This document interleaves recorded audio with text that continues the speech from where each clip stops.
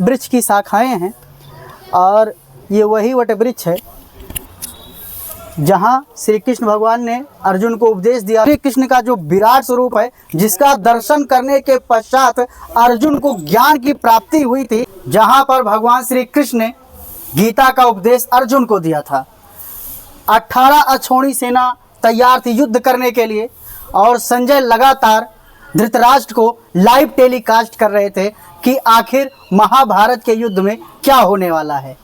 उसी समय श्री कृष्ण भगवान और अर्जुन दोनों का जो रथ है वो महाभारत के बीचों बीच यानी कुरुक्षेत्र में खड़ा होता है और वहीं पर अर्जुन जो है वो अपना धनुष बाण रख देते हैं कि मुझसे तो युद्ध होने वाला नहीं है।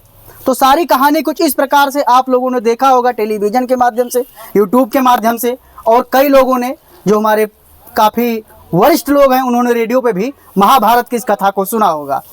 हम आज उसी जगह पर हैं जहां पर द्वापर युग में श्री कृष्ण भगवान ने अर्जुन को गीता का उपदेश दिया था और बताते हैं कि ये वही जगह है, ये वही स्थान है जहां पे श्री कृष्ण भगवान ने अर्जुन को गीता का उपदेश दिया था। और इस वट वृक्ष का जो बताते हैं 5159 वर्ष का पुराना वट वृक्ष है और इसी वट वृक्ष के पास अर्जुन जी का जो रथ श्री कृष्ण भगवान का और यहीं पे गीता का उपदेश पूरा हुआ था। तो वृक्ष की शाखाएं हैं और ये वही वट वृक्ष है जहाँ श्री कृष्ण भगवान ने अर्जुन को उपदेश दिया, गीता का उपदेश दिया।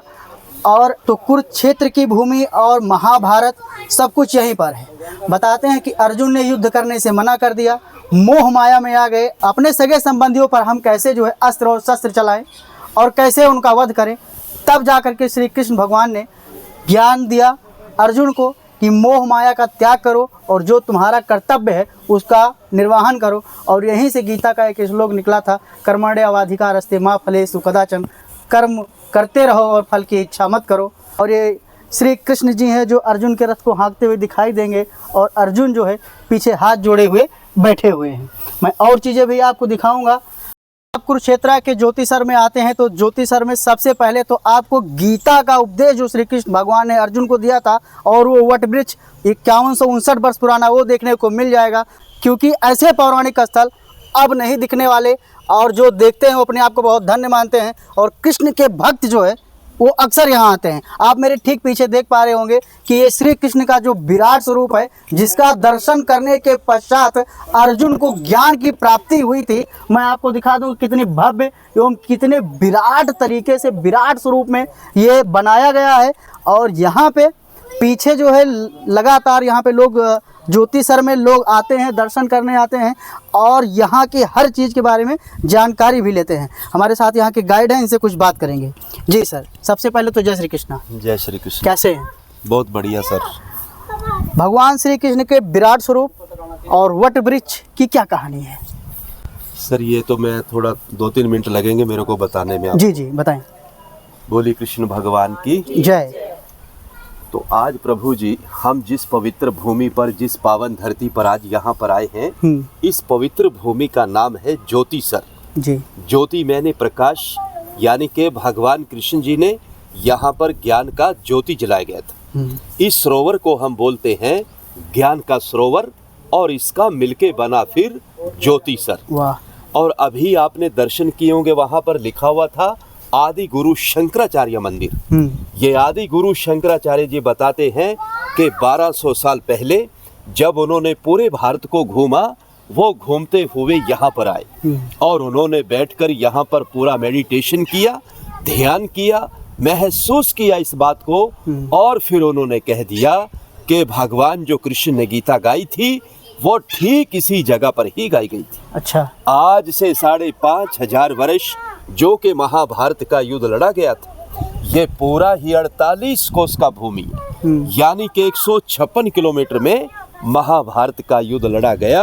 ये पूरा ही 48 कोस का भूमि है, यानी कि 156 किलोमीटर में महाभारत का युद्ध लड़ा गया। बताते जो कि 18 दिन तक चला। 18 अध्याय गीता के हैं, 700 श्लोक है प्रभु जी उसके अंदर। आज जितना भी श्रद्धालु यहाँ पर दूर दराज से आता है, चाहे वो मुंबई से आता है, दिल्ली से आता है, चंडीगढ़ से आता है, पंजाब से आता है, हरियाणा से आता है, वो भारत का किसी भी कोने से आता है, और आने के बाद उसके मन में एक ही सवाल होता है कि मैं जब भी कुरुक्षेत्र की भूमि पर जाऊंगा और फिर उधर में जाके ये सवाल करूंगा। उनका सवाल होता है प्रभु जी सीधा साधा सा कि हमें वो लाल मिट्टी तो बताइए कि किधर है। अच्छा। क्योंकि उस समय बहुत ही भयानक युद्ध हुआ था और युद्ध के कारण ही वो पूरा का पूरा धरती लाल हो गया था। आज वो लाल धरती अब हमें यहाँ पर दिखाई नहीं देता। क्यों नहीं देता? जिस तरह से कहते पहाड़ों का पानी आता गया, मिट्टी आती गई, वो परतदा परत बनता गया और जो लाल मिट्टी था वो धीरे धीरे करके गहराई के अंदर चला गया और दूसरा मिट्टी ऊपर आता चला गया। इसलिए हमें वो दिखाई अब नहीं देता है। उस जमाने में बताते हैं कि उस समय इधर में ना तो किसी का मकान था, ना किसी का घर था। ये बिल्कुल एक बंजर जमीन था कि जिधर में महाभारत का युद्ध लड़ा गया था। आज हम जिस पवित्र भूमि पर आए हैं, ये है मध्यम, यानी कि सेंटर पॉइंट, के जहां पर से भगवान कृष्ण जी ने अर्जुन को गीता सुनाया जी। जब अर्जुन को यहाँ पे आके मोह हो गया कि मेरे चाचा, मेरे दादा, मेरे बंधु, मेरे अपने तो हैं प्रभु, मैं मारूं तो किसको मारूं? तो भगवान कृष्ण जी ने फिर इस जगह से कह दिया, अर्जुन अगर तू नहीं मारेगा तो मारे ये सब जाएंगे, इसलिए उठो और युद्ध का तैयारी करो। कहते हैं कि फिर इसी जगह से युद्ध का शुरुआत हुआ और इसी जगह से विराट रूप के अर्जुन को दर्शन भी हुए। भगवान कृष्ण जी ने जब उनको दिव्य दृष्टि देकर अर्जुन को पूरे का पूरा ही ब्रह्मांड दिखा दिया था कि अर्जुन अब तो पूरा ब्रह्मांड देख सकता है, मैंने तेरे को दिव्य दृष्टि दे दिया। कहते हैं कि फिर इसी जगह पे आके अर्जुन का जो मोह था वो पूरी तरह से भंग हो चुका था। इसी जगह से युद्ध का शुरुआत हुआ और अंत में आके युद्ध यहाँ समाप्त हो गया। जिस पेड़ के नीचे अभी हम दर्शन कर रहे थे, उसी पेड़ के नीचे सामने भगवान कृष्ण जी ने अर्जुन को गीता सुनाया था और गीता सुनाते समय वो पेड़ भी सदा सदा के लिए अमर हो गया था।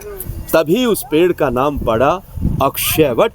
तो बहुत सारे श्रद्धालु आते हैं, पेड़ को नमस्कार करते हैं और जो उनकी मनोकामनाएं होती है वो यहाँ से पूर्ण किया जाता है। गीता सुनाते समय वो पेड़ भी सदा सदा के लिए अमर हो गया था। तभी उस पेड़ का नाम पड़ा अक्षयवट। तो बहुत सारे श्रद्धालु आते हैं, पेड़ को नमस्कार करते हैं और जो उनकी मनोकामनाएं होती है वो यहाँ प्रभु जी जाते समय हम चाहे तो पेड़ का परिक्रमा भी कर सकते हैं। उसमें एक मंत्र बोला जाता है, ओम नमो भगवते वासुदेवाय। चाहे तो हम विराट रूप का भी परिक्रमा कर सकते हैं। इसका भी जो चक्र देख रहे हैं आप परिक्रमा के लिए, और चारों तरफ से इसमें बहुत अच्छे अच्छे चिन्ह लगे हुए हैं जो कि पूरा मेटल से ये विराट रूप जो बना हुआ है, इसके भी हम दर्शन कर सकते हैं। पटियाले से दर्शन करके कैसा लगा? बहुत अच्छा लगा। अच्छा, अक्षय जो वट वृक्ष है उसके बारे में आपने क्या सुना, जानकारी कैसी लगी?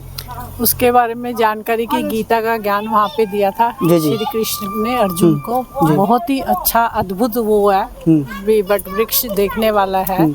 और जो ये इन्होंने बताया कि इसका कृष्ण का विशाल रूप, अपना भव्य रूप, वो भी देखने को बहुत ही उत्तम है।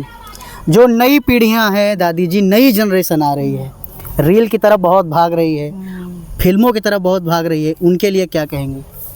उनके लिए यही कहेंगे जी, आके उन्हें हाँ प्राचीन चीजें देखनी चाहिए आके। हाँ, ये हिस्ट्री है हमारे हिंदुस्तान की। देखिए बच्चों को नॉलेज मिलती है, अच्छी मिलती है। रियल्स में तो कुछ नहीं रखा है, यहाँ आके देखेंगे उनको ज्यादा पता चलेगा, ज्यादा अनुभव होगा। आप क्या कहेंगे? बस यही जी, बच्चों को आना चाहिए, देखना चाहिए, पेरेंट्स को लेके आना चाहिए।